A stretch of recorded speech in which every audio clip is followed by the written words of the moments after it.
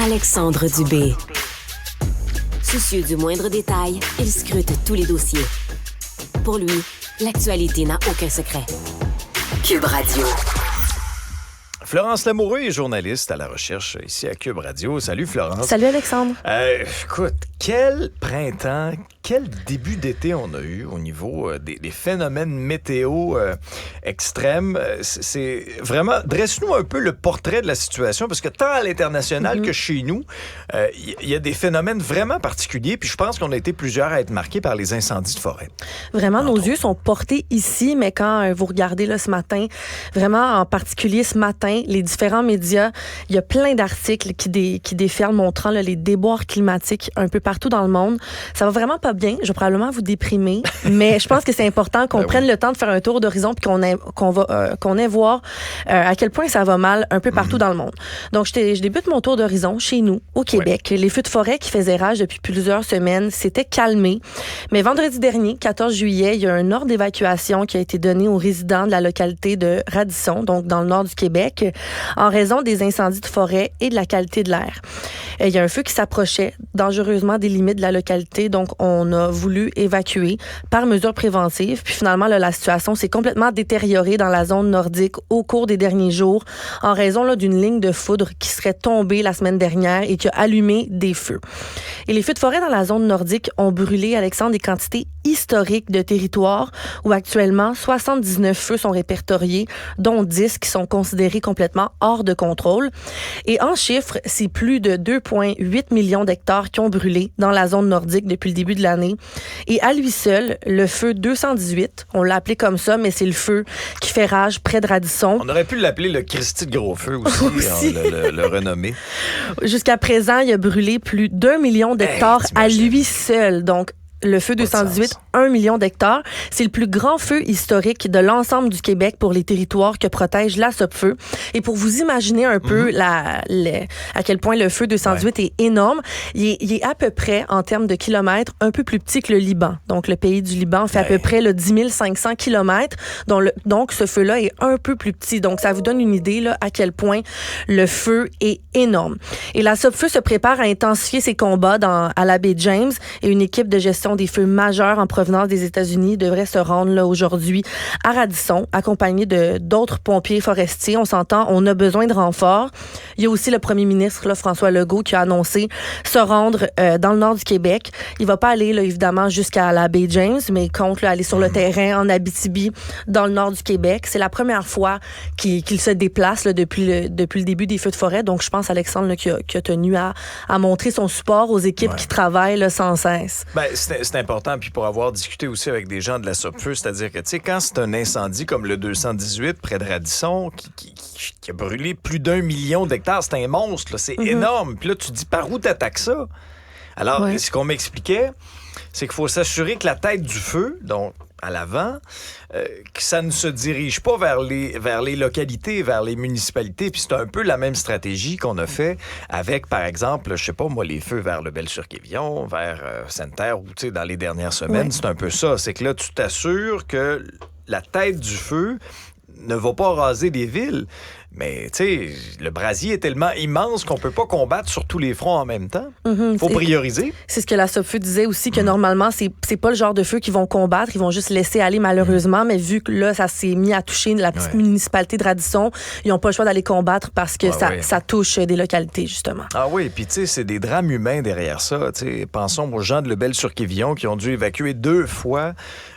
Il y en a qui ont été là pendant des semaines et des semaines pas à la maison. C'est énormément d'inquiétude. Tu travailles pas, donc tu n'as pas de revenus non plus. On a tout ce que tu as à faire, c'est penser à si ta maison va brûler, si tu vas la retrouver. Non, c'est très, très, très anxiogène. Tu nous fais voyager maintenant aux États-Unis parce que là aussi, tu as une vague de chaleur vraiment, vraiment accablante. Oui, le mercure atteint 47 degrés dans certaines régions, dont Las Vegas, une région là où beaucoup de gens vont voyager cet été. À Phoenix, la métropole de l'Arizona, dans le sud-ouest des États-Unis, samedi dernier, 15 juillet, ça a été le 16e jour jours de suite avec des températures atteignant 43 degrés. Je vous dis, 16 jours de suite. As-tu déjà ressenti 40 degrés et plus? Non. OK. Moi, ça m'est arrivé, honnêtement, une fois. J'étais allé passer 3 semaines en Californie, puis on était allé dans le désert, à Palm Desert. Et là... Et il faisait à peu près ça, 43-45 degrés. Tu cuis, c'est pas compliqué. C'est tellement chaud, puis on est resté là peut-être 2 jours, puis je n'avais assez. Vous étiez à l'hôtel ou... Oui. J'imagine que ça doit pas fournir, là. Non, c'est ça. Ben, on était à l'hôtel, c'était climatisé quand même, mais les gens, exemple, ne pouvaient pas faire d'activité. Par exemple, jouer au golf. Là, tu peux pas vraiment jouer au golf l'après-midi, c'est trop chaud. Comme touriste, qu'est-ce que tu fais? Tu restes dans ta chambre d'hôtel. Tu restes dans la puis... piscine. C'est pas mal ça que j'ai fait. mais tu sais, alors, ça fait 16 jours de suite que ces gens-là endurent ça. Pas 16, 43. Il y a aussi la Californie qui est actuellement là, en route vers un record de chaleur mondial dans la vallée de la mort en Californie. On l'appelle comme ça. C'est un gros désert, mais c'est assez prisé par les touristes les touristes en période estivale. Ouais. Et le thermomètre a atteint le pic des 56 degrés. Dans les prochains jours, ça devrait empirer. Donc, on devrait là, vraiment battre le record mondial. Et un climatologue américain qui se nomme Daniel Swain, qui travaille à l'Université de Californie à Los Angeles, affirmait que le mercure dans la vallée de la mort pourrait voir dépasser la température de l'air la plus élevée jamais mesurée de façon fiable sur la Terre. Donc, dépasser là, le 54 degrés. Donc, on l'a dépassé officiellement aujourd'hui en allant à 56 degrés. Donc, on a dépassé vraiment le record mondial. Et je vous dirais que c'est pas le temps pour les touristes d'aller visiter ce désert-là. Mais il y en a tout le temps qui y vont pareil. Peut-être de rayer cette place-là de votre liste cet été. Il y a aussi le Texas. Il fait tellement chaud que le fournisseur d'énergie a demandé aux habitants de la ville de Houston de restreindre leur consommation d'électricité afin de modérer la pression des réseaux électriques. Souvent, on voit ça là, en période, on nous disait, là, le ministre de Fitzgibbon, de faire attention en période ici au Québec. Là-bas, on demande ça en période de chaleur aussi, de faire attention. Donc, ça montre là encore la gravité de la situation. Puis, en terminant aux États-Unis, je vous rappelle l'État de New York, on en a parlé dans les dernières semaines, aussi l'État du Vermont, qui ont été touchés par des inondations historiques et catastrophiques en lien avec les pluies torrentielles. Donc, une autre sorte de phénomène qui se passe aux États-Unis, donc la chaleur et aussi les inondations. Oui, puis il y a un terme qu'on utilise de plus en plus, j'ai l'impression, cette année. C'est la première fois qu'on voit ça, c'est historique. C'est la première fois qu'on vit ça. Peut-être des questions à se poser aussi lorsque la planète nous envoie ce genre de message-là. Donc, c'est très chaud aux États-Unis, très chaud en Europe aussi, Florence? En Europe aussi. C'était comme ça aussi l'année dernière, mais c'est encore plus chaud cette année. Beaucoup de pays d'Europe, des pays touristiques, remplis de touristes à ce temps-ci de l'année qui vont connaître là, une semaine très difficile en termes de chaleur. Et c'est déjà commencé. Les températures devraient rapidement dépasser les 40 degrés en Italie, en France, en Espagne, et jusqu'à 48 degrés sont attendus en Sardaigne, qui est une petite île italienne là, de la Méditerranée. Rome, remplie de tourisme présentement, va atteindre 42 degrés demain, qui est vraiment là, un record absolu dans la capitale. Et en Europe, le réchauffement climatique est 2 fois plus rapide que la moyenne mondiale. Donc, en Europe, on en parle souvent. Ah, oui. C'est souvent d'eux qu'on parle en premier. L'année passée, il y avait une vague de chaleur historique là-bas aussi, parce que c'est vraiment prouvé là, scientifiquement que les pays d'Europe se réchauffent 2 fois plus vite que le reste des pays mondiaux.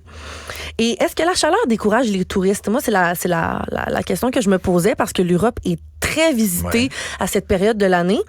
Ça dépend des places. À Séville, en Espagne, c'était assez drôle. Si vous allez voir là, sur TVA Nouvelles, on peut voir des touristes qui se baignent dans les fontaines publiques. Il fait tellement chaud que c'est rempli comme les piscines publiques. Ouais. En Europe, il n'y en a pas beaucoup là, de piscines publiques. Disons, c'est pas un peu... c'est pas comme ici à Montréal où il y en a beaucoup. Donc, les touristes... Là, du chlore dans question. Fontaine? Non, je suis pas sûr de la qualité de l'eau. Non, moi, j'irais pas. Mais les touristes vont se rafraîchir. Il y a aussi à Rome qu'il était possible de voir ce matin une file monstre devant le Colisée et le Forum. Les gens sont pas découragés. Ils s'en vont en ligne puis attendent avant de le visiter. Et il faut dire que ce matin, à Rome, il faisait plus chaud qu'en Afrique. Donc, c'était très, très chaud. Il y a aussi le Vatican qui est toujours populaire. Hier, il y avait environ 15 000 touristes qui attendaient en ligne pour aller voir l'église. Mais en plus, parenthèse, là, ça, s'il y a une affaire, là, mettons, t'attends en ligne, t'es tout cordé, puis là, t'as le soleil qui te plombe sur la tête. Les conditions sont réunies pour faire un coup de chaleur. Eh non, c'est certain. Là, attendre en ligne durant des heures quand il fait chaud comme ça. J'ai même pas la patience d'attendre en ligne 2 minutes. Là. T'imagines-tu pendant des heures au gros soleil? Moi, je serais quoi? OK, je l'ai vu, là, la cathédrale. Non, c'est assez incroyable. Là, 15 000 personnes qui attendent pendant des heures en ligne. Et il y a aussi d'autres visiteurs qui donnaient des trucs là, sur certains sites disant qu'eux, ils sortent très, très tôt le matin faire leurs activités pour éviter la chaleur.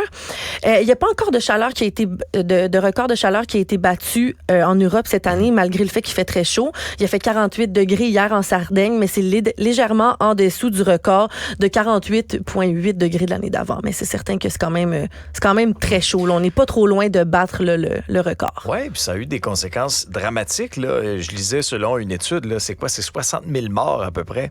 Oui, en lien avec la chaleur. En lien avec la chaleur l'an dernier. Alors, on verra bien cette année.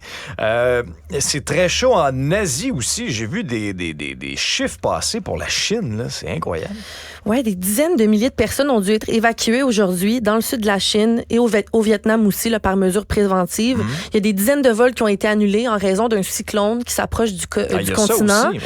Mais de plus en plus, c'est rendu confirmé là, que le cyclone, au début, on ne savait pas trop, mais c'est certain qu'il va frapper la Chine. Je vous rappelle, c'est quoi un cyclone? Pour être considéré comme un ouragan, un typhon ou un cyclone, une tempête avec des vents tourbillonnants doit atteindre là, vraiment une vitesse de 119 km/h pour être considéré comme un cyclone. Donc, il devrait toucher terre aujourd'hui en Chine. Et il y a une alerte orange qui a été mise là, en marche en Chine. C'est la deuxième alerte la plus élevée sur une échelle qui compte le 4 échelle. Donc, c'est la deuxième la plus élevée. On se dit aux gens là, de vraiment d'évacuer, d'aller trouver refuge. Et le cyclone pourrait être un des plus importants à toucher le golfe du Tonkin de ces dernières années en Chine. Donc, ça fait longtemps qu'on n'a pas vu une catastrophe comme ça en Chine. Mais là, on est vraiment certain que ça va toucher terre dans les prochaines heures. Et il y a aussi au Japon, tu en as parlé, des records de chaleur, de la chaleur. Ben là-bas aussi, ils sont touchés. Il y a un record de température pour la mi-juillet qui a été franchi en Chine avec 52,2 degrés. Donc, il fait très, très chaud là-bas aussi. Donc, c'est assez spécial parce que du côté de la Chine, c'est un cyclone au Vietnam aussi, mais juste à côté, au Japon, c'est la chaleur qui touche le pays. Donc, disons que ça va pas super bien en Asie non plus. Non, c'est effectivement, ça va pas bien à bien des endroits. Qu'est-ce qui se passe en Inde? C'est une rivière qui déborde? Oui, je termine avec l'Inde où le débordement de la rivière Yamuna à Delhi a provoqué là, des milliers d'évacuations. Et en Inde, c'est vraiment là, fracasser la population avec les gens très, très pauvres, les gens très, très riches. Il y a beaucoup, beaucoup de pauvreté. Et dans les images là, de l'évacuation, ça a vraiment frappé plusieurs bidonvilles. Donc, on voit les gens là, essayer de traverser les rivières, accrochés à des morceaux de plastique, des restes de styrofoam.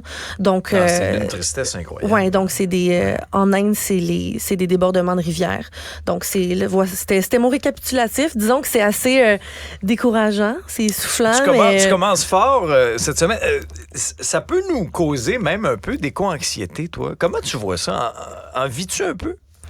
On dirait que j'essaie de faire un peu abstraction ailleurs dans le monde souvent. C'est quand c'est chez nous, on a l'impression que c'est plus vrai. On la vit la chaleur, on vit le smog et tout ça.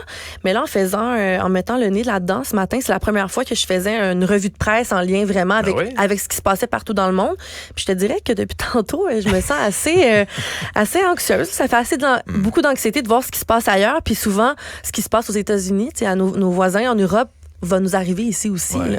Ben, je te pose la question parce que moi, quand on a vécu ces alertes de tornades-là vers la fin de la semaine dernière, moi, j'étais sur l'autoroute 15, je me retournais dans le nord. Puis, écoute, j'ai eu 3 alertes de tornades. Oui, ça, c'est vraiment comme des alertes fortes comme une alerte Amber. Oui, c'est surprenant. c'est ça. Ben oui, c'est surprenant. Alors, à ce moment-là, là, tu te dis, sans être non plus alarmiste ou quoi que ce soit, ben, tu prends quand même conscience de la situation. Laisse-moi dire, j'avais quand même hâte d'arriver chez nous. Ouais.